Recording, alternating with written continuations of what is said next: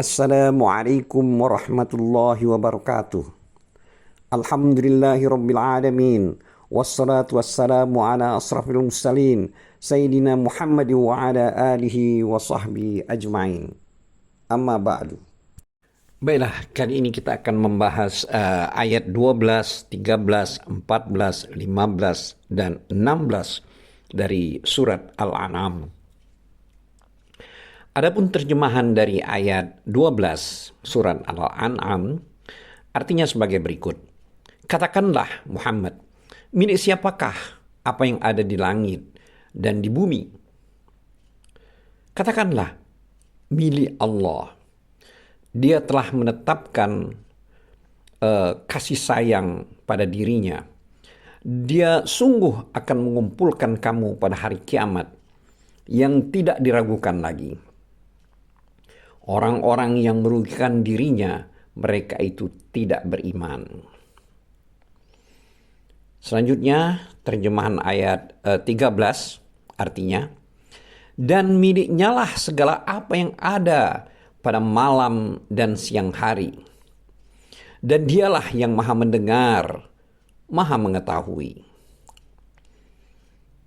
Adapun ayat 14 artinya, katakanlah Muhammad, apakah aku akan menjadikan pelindung selain Allah yang menjadikan langit dan bumi? Padahal dia memberi makan dan tidak diberi makan. Katakanlah, sesungguhnya aku diperintahkan agar aku menjadi orang yang pertama berserah diri kepada Allah. Dan jangan sekali-kali kamu masuk golongan orang-orang musyrik. Selanjutnya ayat 15 artinya, katakanlah Muhammad, aku benar-benar takut akan azab hari yang besar, yaitu hari kiamat, jika aku mendurhakai Tuhanku. Dan terakhir ayat 16 artinya, barang siapa yang dijauhkan dari azab atas dirinya pada hari itu, maka sungguh Allah telah memberikan rahmat kepadanya, dan itulah kemenangan yang nyata. Demikian tadi terjemahan dari ayat 12 sampai dengan 16 surat Al-An'am. Terkait dengan ayat-ayat yang telah kita bacakan tadi, Allah Ta'ala mengabarkan bahwa Dia adalah pemilik langit dan bumi, serta apa yang ada di antara keduanya. Dia juga telah menetapkan atas dirinya kesucian dan kasih sayang, seperti yang disebutkan dalam satu keterangan dalam Sahih Al-Bukhari dan Muslim, yaitu hadis dari Abu Hurairah. Ia berkata, Nabi Shallallahu Alaihi Wasallam bersabda, sesungguhnya tatkala Allah menciptakan makhluk, Dia telah menulis catatan yang ada di sisinya di atas arsy. Sesungguhnya rahmatku mengalahkan kemarahanku.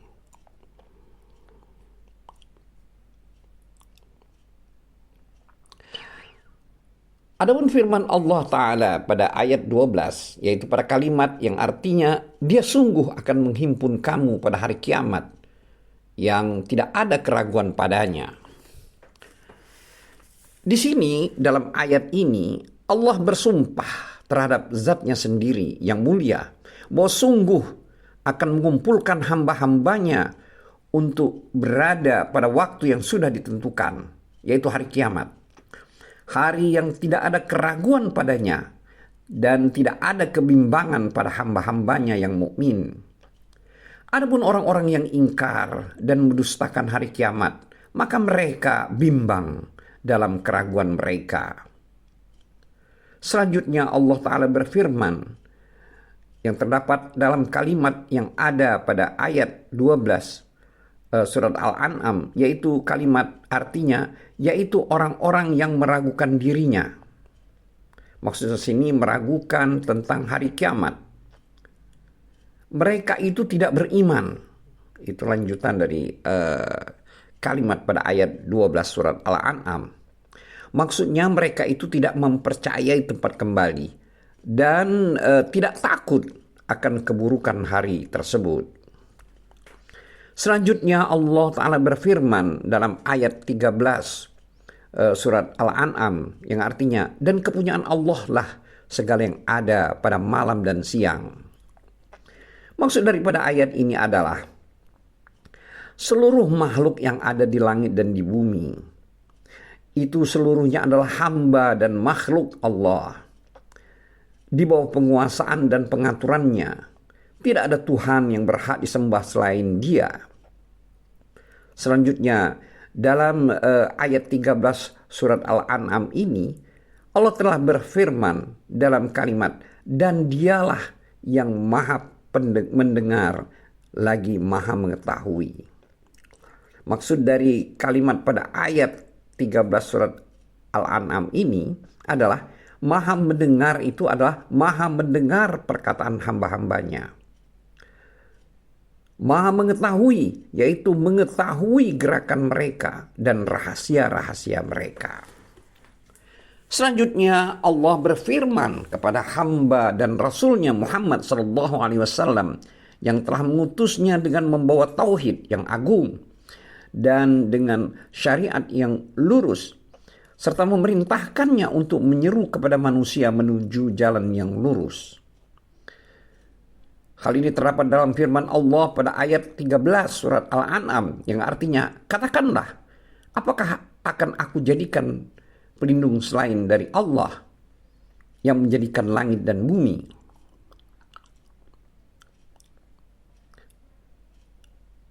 Ini adalah ayat 14 surat Al-An'am, dan sepertinya seperti ayat yang lain yaitu firman Allah dalam surat Az-Zumar ayat 64 yang artinya, katakanlah Muhammad, apakah kamu menyuruh aku menyembah selain Allah?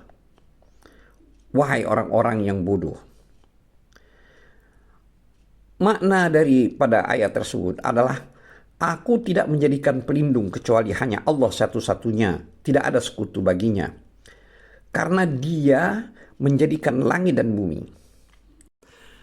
Artinya, yang menciptakan keduanya dan mengadakan keduanya dengan tidak ada contoh. Tidak ada contoh sebelumnya. Adapun firman Allah Ta'ala, yaitu pada kalimat yang tercantum dalam ayat 14 surat Al-An'am, yang artinya, padahal Dia memberi makan dan tidak diberi makan. Ini maksud daripada kalimat pada ayat ini adalah bahwa Tuhanlah, Allah lah, Dialah yang memberi rizki kepada makhluknya dengan tanpa membutuhkan mereka. Sebagaimana Allah telah berfirman dalam surat Az-Zuriyat ayat 56-57 yang artinya, aku tidak menciptakan jin dan manusia melainkan agar mereka beribadah kepadaku.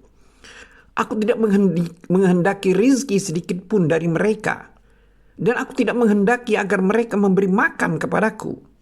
Sungguh Allah, Dialah pemberi rizki yang mempunyai kekuatan lagi sangat kokoh. Terkait dengan ayat di atas, sebagian ulama membaca wahum yut'im wala yat'am. Itu artinya, padahal Dia memberi makan dan tidak makan. Dari hadis, yaitu yang berasal dari Abu Hurairah radhiyallahu anhu, beliau berkata, seorang lelaki Ansor dari kaum Quba mengundang Nabi Shallallahu Alaihi Wasallam, maka kami pergi bersama beliau. Tatkala Nabi Shallallahu Alaihi Wasallam mencicipi makanan dan membasuh kedua tangannya, beliau bersabda dengan mengucapkan, segala puji hanya milik Allah, Zat yang telah memberi makan dan tidak diberi makan, menganugerahkan kepada kita sehingga kita mendapatkan petunjuk, memberikan makan dan minum kepada kita. Setiap kesusahan adalah baik, karena itu adalah ujian untuk kita. Segala puji hanya bagi Allah, Zat yang tidak ditinggalkan, tidak diberi balasan, tidak ada yang ditutup-tutupi, dan tidak ada yang tidak membutuhkannya. Segala puji hanya milik Allah, Zat yang telah memberikan kita makan. memberikan kita minuman, memberikan kita pakaian sehingga tidak telanjang, memberikan petunjuk kepada kita dari kesesatan, menjadikan kita dapat melihat sehingga tidak buta, dan memberikan kita keutamaan yang di atas makhluk lainnya. Segala puji bagi Allah, Rabb alam semesta.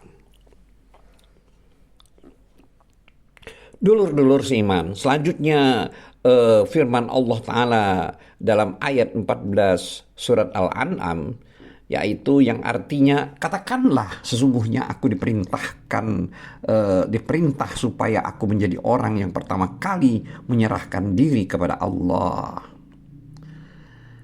Jadi maksudnya di sini adalah yang diperintahkan yang pertama kali dari umat ini. Selanjutnya, dan jangan sekali-kali kamu masuk golongan orang musyrik. Selanjutnya Allah berfirman dalam ayat 15 surat Al-An'am, yang artinya sesungguhnya aku takut akan azab hari yang besar, yaitu kiamat, jika aku mendurhakai Tuhanku. Di sini maksud azab yang besar yaitu azab pada hari kiamat. Selanjutnya ayat 16 surat Al-Maidah terdapat kalimat barang siapa yang dijauhkan daripadanya. Maksud di sini adalah dijauhkan daripada azab. Selanjutnya terdapat kalimat pada hari itu maka sungguh Allah telah memberikan rahmat kepadanya dan itulah kemenangan yang nyata. Ini adalah terjemahan dari ayat 16 surat Al-An'am. Jadi terjemahan daripada Al-Fawz itu maksudnya adalah mendapatkan keuntungan dan kemenangan serta tidak mengalami kerugian.